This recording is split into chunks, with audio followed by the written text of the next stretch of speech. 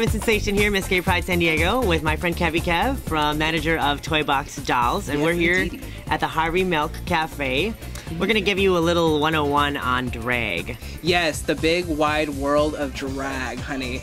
It is such a big spectrum that has grown throughout the years. It used to be one very defining thing, and people really took it as, you know, face value, but it's really grown into an art and into something that people can really relate to and kind of identify themselves, you know, through. So yeah, years before drag was a competition, it was actually just purely entertainment, and men would dress as women and go to clubs and entertain in the LGBT communities and in the LGBT bars before it was even legal. You know, men could get arrested for being dressed as a woman or the opposite sex on the streets, and we've come a long ways from that to now where drag is not really defined by what you can or can't do. It's really your art and how you do it. Right, and I think what a lot of confusion lies is it lies in sexuality.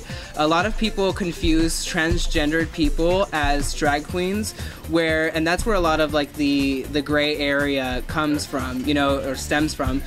People who do cross-dressing, who feel sexy in women's clothing, you know, it's something that is more sexual than it is artistic, you know, or that it is for entertainment. So there are people who cross-dress or people who are transgendered who wear, you know, the other gender's clothing, or who put makeup on and fake breasts and everything, and that's because they identify themselves as that gender.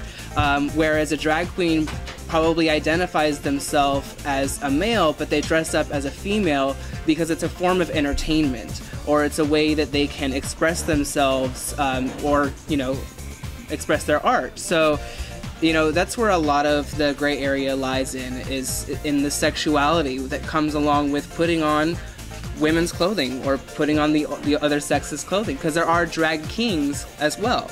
You know, there's a lot of there's women who dress up as men and for entertainment values, but there's also women who feel more comfortable putting on a fake mustache in the morning and putting on jeans and tennis shoes and going to work with that on, you know? So I think where a lot of the confusion is in the sexuality, and it has to kind of leave your mind when you're looking at a drag queen or when you're looking at someone who is dressed up, because it's not really about sex, you know? It's not anything for you to define them sexually. It's for you to take in and accept the person. You know, if that's the way they want to look. If I want to go out like a bumblebee and buzz around Hillcrest, I'm going to do that because I can do that. It's a free country, and I'm human, and I want to do it. So, and I think too, in San Diego we have a lot of different types of drag which are genderqueer, where we have a man who's dressed all like a woman but their junk is out. Right. And they don't talk. We have like people like me. I don't really change my look too much. I'm generally the same type of person. When I'm in drag, it's like a second persona that's never changing, the same hair, the same face.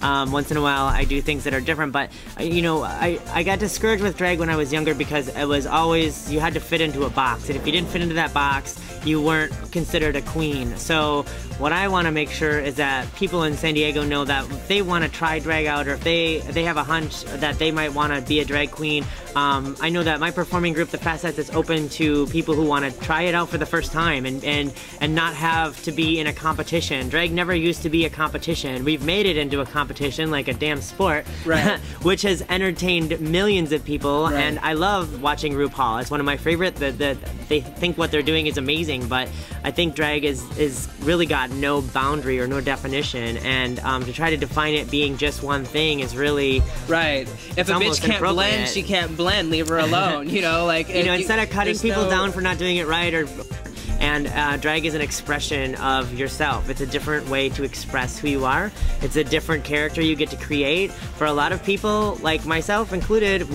we weren't the most popular kids growing up, and being the glamorous drag queen sometimes is that opposite persona of what we didn't want or didn't have before. So yeah, it's yours to take. If you know, if you want to be a glamorous, you know, woman, then do it. You know, if that, you know, it's not, there is nothing holding you back except for you.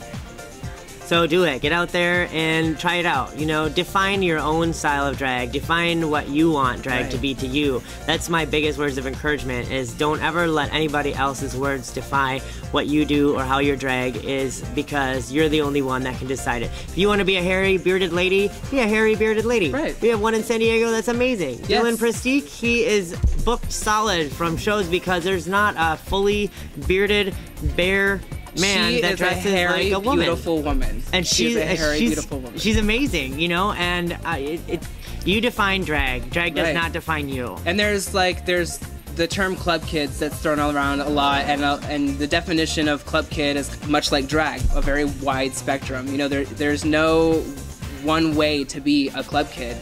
Being a club kid is being you and being fun and being colorful and letting love in and taking love from people, you know? So it's being in balance and in harmony with the world and exuding that type of energy. So, you know, if you guys much like the Facets, the Toy Box Dolls is founded on being you. And if it's a crazy bearded, you know, butch queen, then do it. You know, if it's something that is, you know, you want to be a lizard for a night, then be a lizard. You know, and we embrace that. Both of our groups, we really embrace people who are trying to break the mold and try something new with themselves, because honestly, it's just clothes. Yeah. We all look the same naked. Why not dress it up? You know? And defining yourself, finding yourself through drag is one of the most amazing things that you could have. And so part of me is always hurt when I see that new girls either only have the chance to compete in a competition to be the best drag queen, or they only have one venue a month. You know, I don't think, like I said, drag shouldn't be a win or a lose. Everyone's a winner when it comes to drag. It's your own style, it's your own persona, it's your own personality. You get to design this totally different figure, whether you're a man designing a woman or a woman designing a man, or a gender queer where you're both. It doesn't matter. There's no definition to it. So I say for the Facets and the Toy Box Dolls, if you're into it, we're into you. Yes, most definitely. And we welcome you with open arms, honey. So that was our little 101 on drag. I hope you guys weren't too confused.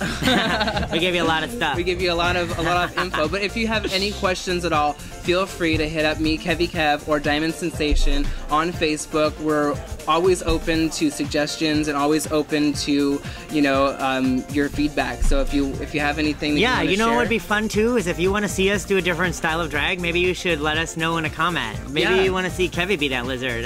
Yeah, if you want to change my hair color, idea, I'm running out of them. So yeah, and if you have extra donations for wardrobe, I'm out. Exactly. If you've got an elephant trunk, I'd love one of those. I want a unicorn.